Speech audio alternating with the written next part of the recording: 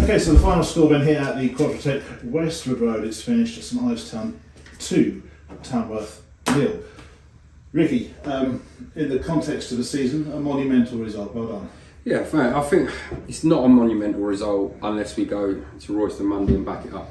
You know, you look at the results again today, Stratford winning, Kings Langley getting a draw, Basford winning, Bromsgrove getting a really important point as well, away at Colville. You know, I think lots of people try and predict results in this league, and I've been saying for so long, everyone beats everyone, it's too difficult. So we just got to worry about ourselves, not about what goes on around us. And today was just, I think, we played better last week, but we obviously scored first today, and then the second goal came at a really good time, and then we were never chasing the game. So that was the difference, I think, between a lot of games that we've played recently. But I don't think we played as well as we did last week. But what we did do is we defended resolutely.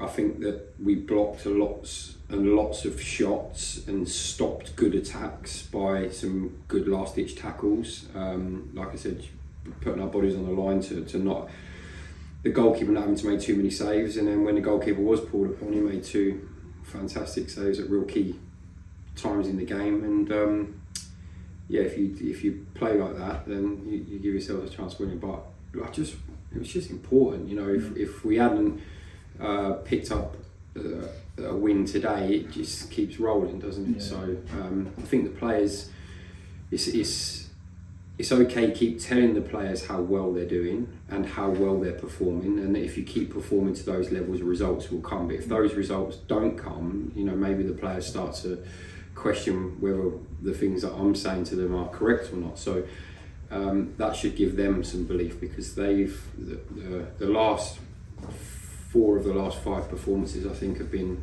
excellent and have warranted a lot more points returned than what the team have got. And if they keep doing that, they deserve rewards. And that 3 points is based on how hard they worked and the performance they put in again.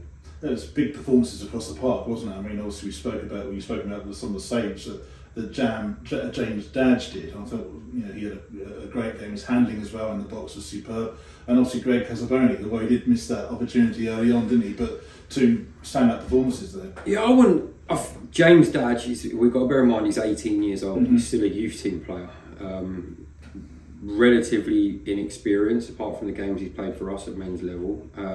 His performance was so mature today. The 2 saves were outstanding, but like you said, he saved one from the free kick in the first half. He come and caught 4, 5, 6 balls in and around crowded boxes, set plays, deliveries, crosses, wide free kicks, and yeah, he was really, really good today. But I think Ashton Fox as well, you know, he's a first year pro, he's still only 19 years old, up against Dan Crean, he won everything in the air. Physically, I thought he was excellent. The last ditch tackle where the boy was through, where he looked like it was almost a certain goal, and he somehow managed to get round and put that out for a corner, and he blocked one in the first half. I think, you know, those 2 young boys have been inspired by the experienced players in recent weeks stepping up to the mark. Charlie Johnson, Jordan Williams, the last 4 or 5 games have been absolutely phenomenal, headed everything, defended properly.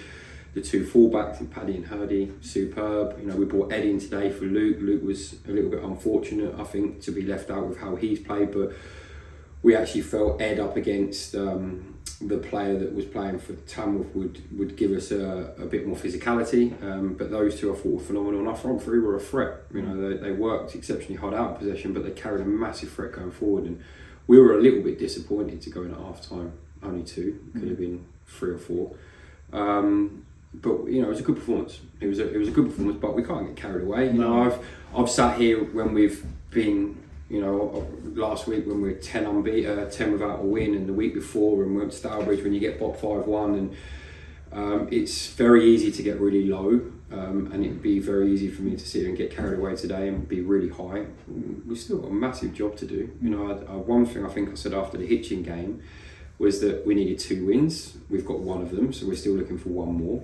And I did say that there'll be some lows and there'll definitely be some highs. And we've experienced a lot of lows in the last 8, 9, 10 games, and today we've experienced a high. So there'll still be some highs and lows, no doubt, in the next 3 games. We just have to make sure that we stay firmly grounded, understand how we've got the success today, and what we've done in previous weeks building up to this point, and we just need to make sure that we prepare properly for Monday's game and go there and try and take the 3 points again. So, I mean, also at 2-0, you could see the determination throughout the team to preserve that lead. I mean, you go in 2-0, what did you say to them at half-time? Was it just literally just the same as usual? Do you know what? I didn't say a lot. No. Because we've been very complimentary of the players at half-time in games, and then the second half we folded. We've got in and amongst players at half-time, and second half we've, when they haven't played well. So we played well in the first half, so I didn't want to come in and they didn't warrant getting in and amongst them, and they certainly didn't need praising for doing half a job. So I think the one thing that I was really impressed with the group today was that they were dealing with most things themselves. We have a tendency to make stupid mistakes, individual stupid mistakes that allow teams back into the game, and I felt that was the only way that Tamworth were going to get back into it today, was if we done something that was stupid that allowed them back into the game. And there was a couple of opportunities in the first half where we had in mid pitch where we tried to overplay and got the ball nicked off us, and the result when the ball's in the box and the players jumped on it. The players who'd done it were holding up their hands and taking accountability for those mistakes. So the group were dealing with a lot of the things that needed to be dealt with themselves in game. So I didn't really say too much. I just said it's really the easiest talk, but they had the hardest job of trying to go out and recreate what they have been doing week in, week out for 4 of the last 5 performances, and you can see that they're up for it. And the group want this. The group are desperate to win games of football. They're desperate to stay at this level of football. I think most of them are desperate to stay together and play at this level next season. So they know the consequences. They know if they don't put in the effort, but the last few weeks and today they also now can see the rewards from doing what they're doing. So we'll be ready for Monday, and I think as long as the group continue to do what they've been doing and the effort and the togetherness and the desire that they've been showing in previous games, we've got a great chance of going to Royston Monday and winning. Yeah.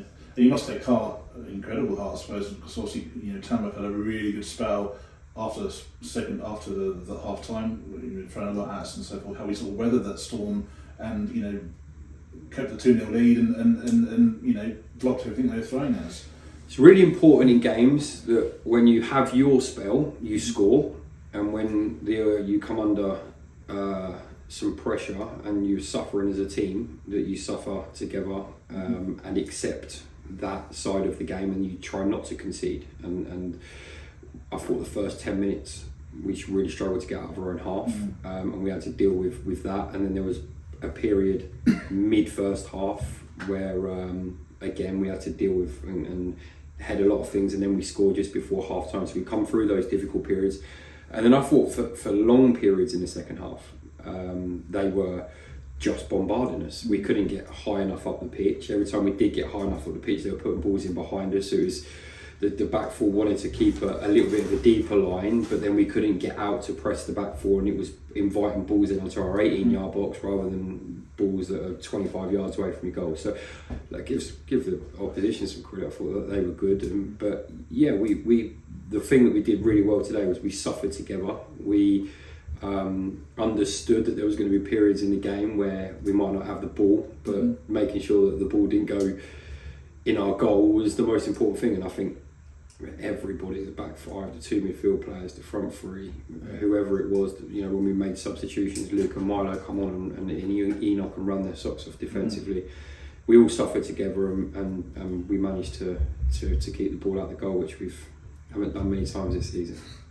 Looking ahead to Monday, obviously a quick turnaround. I mean, just looking at the team sheet here, there's obviously a bit of quality on the bench. Are you looking to make some changes, or are you going to stick with the starting 11? No, I think we'll have to see. The boys are putting a big shift. I said it last week. I've said it to the players. We train well Thursday. Ben Toseland, Luke Harris, Miles Cowlin, Enoch, Nabs, Kieran Higgs, Ethan Johnson. We can make 6-7 changes to the starting team, in my opinion, without weakening it. So we'll just have to see. There'll be a few in there that have got through a hell of a shift today, and probably won't be able to perform at the levels they have done with only 2 days recovery. We've got some older experienced players that will be difficult for. So, you know, we might need to mix it up and freshen it up. Give those players that are desperate, you know, the substitutions are enjoying, the players that didn't play today are enjoying the success of the rest of the team. Yeah. They want to be part of it. They want to be on the pitch helping the team win. So we'll look at the group, and yeah, no doubt there will be some changes made for Monday, but we won't be doing it through fear of going there and not expecting to win. I'm comfortable making those many changes and still not weakening the team, because I think the squad's in a really good position at the moment. What do you expect from the opposition on Monday? Exactly the same as what we've seen today. Exactly the same. They'll play a different formation, but they'll play the same way. They're physical. They're very physical. They're very direct. They've got intelligent players in midfield that can land on second balls, and they'll get in and around you. They can play if you give them time, but if you try and press them, they'll turn you and get it in behind and stick it on you. So it's a very, very tough place to go. Very, very tough place to go. And if we go there on Monday and we're not at the right levels, there'll be one outcome, and that'll be Royston will win. But if we play like we did today, physically, and stand up to that side of the game, then we stand a good chance of getting something from it. And what's your hunch? Is it a win or just a point now, do you reckon? No, we still need a win. I'm not playing for point. We're not playing for draws. No. We're playing for wins at this stage of the season. It's, you know, why go into games saying this will be a good point, that'll be a good point. I think we've been trying to do that for the last 10 games, but unfortunately, like I said, after the Stourbridge game, we've just been making some real silly individual errors in games and not taking chances. And if you do that at both ends of the pitch, you're going to lose games of football. And which we want to try and win every single game. As players want to try and win every single game. We want to try and, you know, make the last, you know, if we win and we're safe before the last game of the season, I want to enjoy it. You know, I want the players to enjoy it. It's been a slog. It's been mentally tough at times. But the one thing is, I've said to the players, it's the best group of players I've had. It's the most enjoyable season I've had, and let's go and enjoy the last part of it and try and finish as high as we can and try and finish on a high. And I guess they're buzzing in the dressing room today. It must be really on a high. Yeah, they're aware. They come in, they ask the results straight away. How did they get on? How did they get on? So they know that they have to enjoy today, and you do have to enjoy it. But they still know that the situation hasn't changed much. It's still 3 massive games to go. I don't know. I think Bedford might be down now. So it's you know, we've got 3 games. We can win all 3 of those games if we're at the levels we're at, and we need to make sure that we are to give ourselves the best chance of doing that. Well, a big step today towards safety, Ricky. Well done. Thanks very much. Appreciate it. Cheers.